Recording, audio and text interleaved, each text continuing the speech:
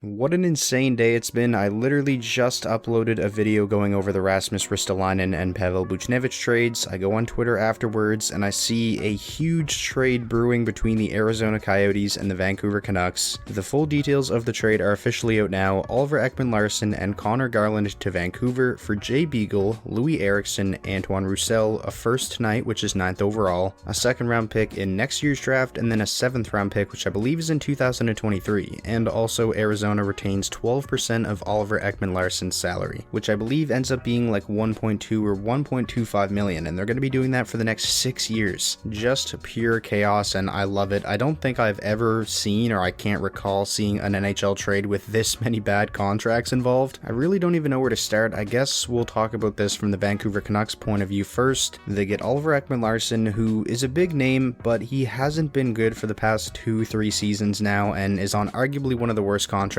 in the league. After the salary retention, the Vancouver Canucks are going to be paying Oliver Ekman-Larsson around $7 million per season through the 2026-27 season, and although that's not quite as bad as paying him $8.25 million per season for that long, it's still not good at all. Now, I don't think Oliver Ekman-Larsson is completely washed. I don't view him as a player who's going to come into the Vancouver Canucks organization and make them worse. He desperately needed a change of scenery. It was just hard to work something out with that massive contract, but now he got his change of scenery. He's going to a team that he's wanted to go to for a long time, going back to last offseason, and now we wait and see if Oliver Ekman-Larsson can revive his career in Vancouver. He's 30 years old. I don't think it's all that crazy to believe he can do it. Now let's talk about Connor Garland, who might be the best asset in this trade. You can debate on if it's him or the 9th overall pick. I'd say it's probably pretty close. Connor Garland is a very good offensive top 6 winger. I wouldn't identify him as a two-way forward or anything like that, but he's certainly not a liability defensively. He's coming off of a season in which he tied his career high in points with 39, although it was only in 49 games compared to his 39 points in 68 games in 2019-20. He's going to be a great addition to the Canucks, and in my opinion, he's going to replace a lot of what the Vancouver Canucks lost when Tyler Toffoli signed in Montreal, and Connor Garland is only 25 years old. This is a guy who I would imagine is going to be in Vancouver for the long term. He's a part of their core now. His cap hit this past season was like under $800K. He's currently a restricted free agent, so he is due for a massive pay raise. I'd imagine he's going to get north of $4 million on his next contract. And Jim Benning is going to be very busy this offseason when it comes to negotiating. He now has 3 high-profile RFAs he has to sign to new contracts: Elias Pettersson, Quinn Hughes, and now Connor Garland. Now let's talk about this trade from the point of view of the Arizona Coyotes. Just looking at the trade on the screen right now, it does look pretty hilarious seeing Louis Eriksson, Jay Beagle, and Antoine Roussel as the only players.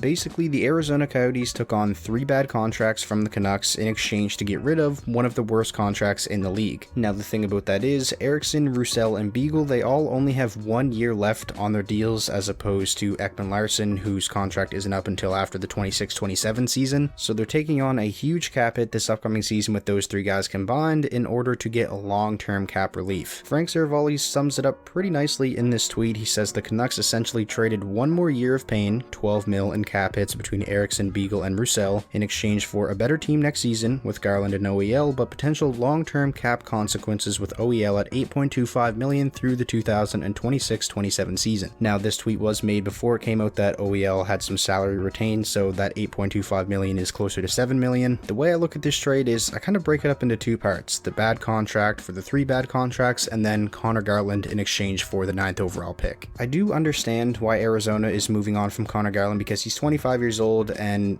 based off of the direction the Coyotes are heading, this is a team that's probably going to be very bad for like the next 4 to 5 years at the very least, so he doesn't really fit the timeline anymore. However, whatever player they draft 9th overall tonight will. This is really just such a crazy trade. There's so many things to unpack. It's nice to see the Arizona Coyotes recouping draft picks. They got a bunch of draft picks from taking on Gostisbehere's contract, a bunch of draft picks from taking on Andrew Ladd's contract as well, and now they have a first round pick in tonight's draft again. As we all know, they don't have their own first round pick. They had to forfeit it. We all know that story. So those are my initial thoughts on this trade. It's really hard to break down something like this that just has so many moving pieces. If I had to declare a winner, I honestly have no idea. I'm honestly leaning towards Arizona just because those 3 bad contracts are going to be off the books next season, and now they're without one of the worst contracts in the league as well. I feel like this is one of those trades where we're going to have to look back on it years and years from now to really declare a winner. It's going to depend on if Oliver Ekman-Larsson can revive his career in Vancouver, and I feel like a lot of it's going to depend on who Arizona drafts with that 9th overall pick as well. I am very interested to hear what you guys have to say about this trade though, especially if you are a fan of either the Vancouver Canucks or the Arizona Coyotes. You probably have a lot of emotions right now, so leave them all down below in the comment section. What an exciting day to be a hockey fan, and we still have the draft night. I honestly wouldn't be surprised if we see Seth Jones traded within the next couple of hours as well. If we do see another significant trade before the day ends, I'm sure I'll be talking to you guys again soon, but if not, you can look out for my review of the first round of the 2021 NHL draft that should be up sometime tomorrow morning or maybe into the afternoon.